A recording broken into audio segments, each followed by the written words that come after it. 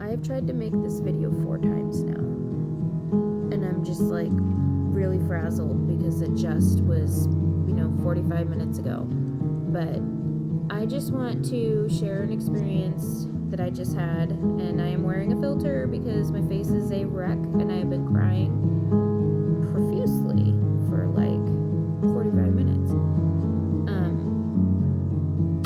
And it won't hide that for very much longer. You'll see. Do believe I'm probably experiencing some form of sleep deprivation because I haven't slept in 26 hours. Don't ask me why. I've been dealing with some insomnia issues for a while. It is noon, and I just woke up from a 14-minute nap. 14 minutes. How do you know it was 14 minutes, you may ask? Oh, because I received a text message and tried to respond to said text message with some gibberish, mixed letters, numbers, because my brain was turning off, and fell asleep with the phone in my hand. Woke up to realizing that 14 minutes had gone by, and I had just woken up from a nightmare. That's why I woke up. I don't have nightmares very often anymore. I did as a kid, I did as a teenager, I did before I had my kids, and like, I think when I was pregnant, I had a lot of nightmares. But typically, it's not an issue. My sleep paralysis, not an issue. However, whenever they happen, I am alone.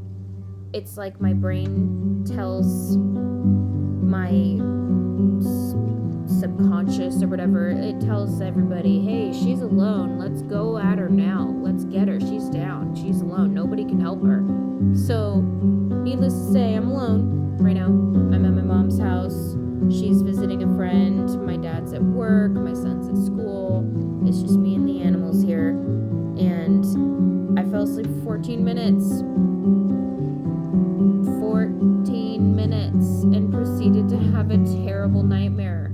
And it was not one of the, oh my gosh, that was so scary nightmares. It was like absolutely heart-wrenching, gut-wrenching. Just, I woke up sobbing. This is the first like few minutes that I haven't been actively crying. And it just, I don't understand where these are coming from. And I think the last 3 weeks I've probably had 2 nightmares a week. And that's really, really weird. I don't know if it's coming from my messed up sleep pattern. I don't know. But I don't like it. And I'll save you, like the whole story of the nightmare and blah, blah, blah. But the ending, I will give that to you because I feel like saying it out loud, helps get it out of my brain, maybe. I don't know. And I'm still waiting to talk to my mom. She's the first one I talk to when I have experiences like this, because for some reason it almost always involves my parents in some manner, and me losing them or them losing me, and I hate it, and I don't know where it comes from. But I'll just say that somebody was after my family. Some strange man was following us on the highway, shooting the windows out of our car. And it was my mom, my dad, me, and my little sister laying on the bottom of the car trying to lay flat to not, get shot. Made it back to my mom's house, which is where I'm at right now. And the man crawls through the living room window, this window right here, actually, and everything is so vivid. I hate it. It's like a lucid dream that I am not in control of, if that makes sense.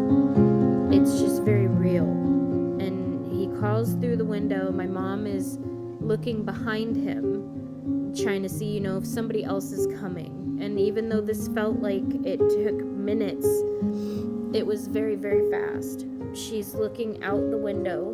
He has already crawled in it. And I don't know where everybody else in the house is. I don't know if they're calling the cops or what. This is just me and my mom. And I'm standing next to her, like shoulder to shoulder, but I'm kind of like behind her a little bit, and she's facing out the window. And the man who has come through the window, his arms are, he's holding a bunch of syringes, like huge syringes that you would use to give a horse vaccines or put it down. I don't know.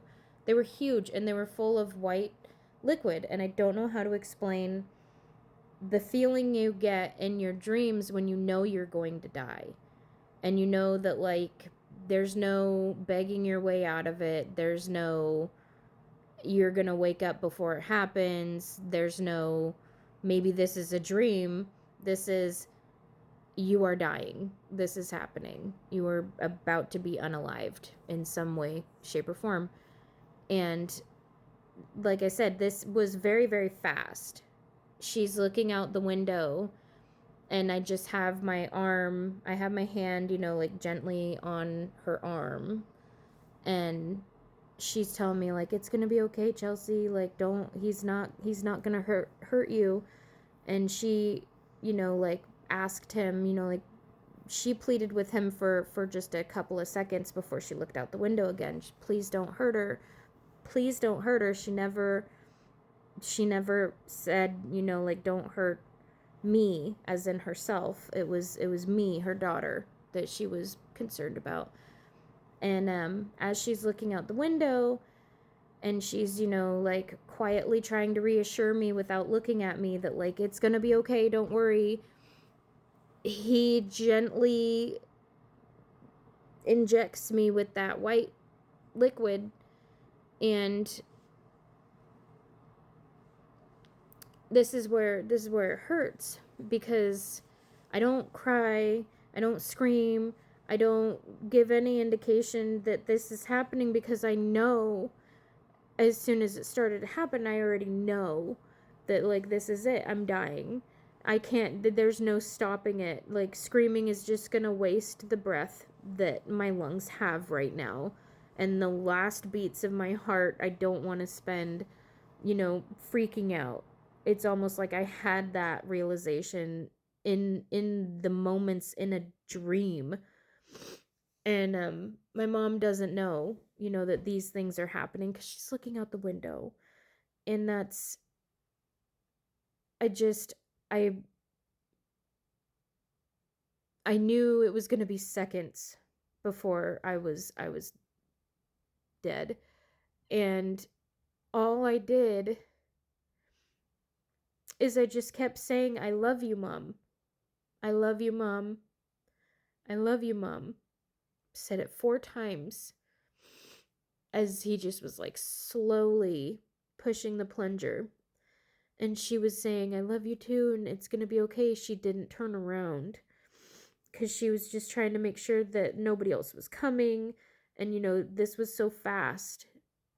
But I felt myself, like, pulling harder on her sleeve, because I was starting to fall to the ground. And that last, I love you, Mom, just cut off. And then she started to turn around and notice, like, what was happening. And then I woke up. And I woke up just absolutely wrecked. But it's just, it was the most painful fucking thing. Just, I love you, Mom. I love you, Mom. Like, the last words were just making sure that she knew that she would never, ever, ever have to question it. That I love you, Mom. I love you, Mom. And that just that is something that I would do in real life. Like, if this was ever a real thing, which it won't be, um, hopefully. But yeah, I just wanted to share this experience with you guys, and I don't want to go back to sleep. So yeah, that's that. I love you, Mom.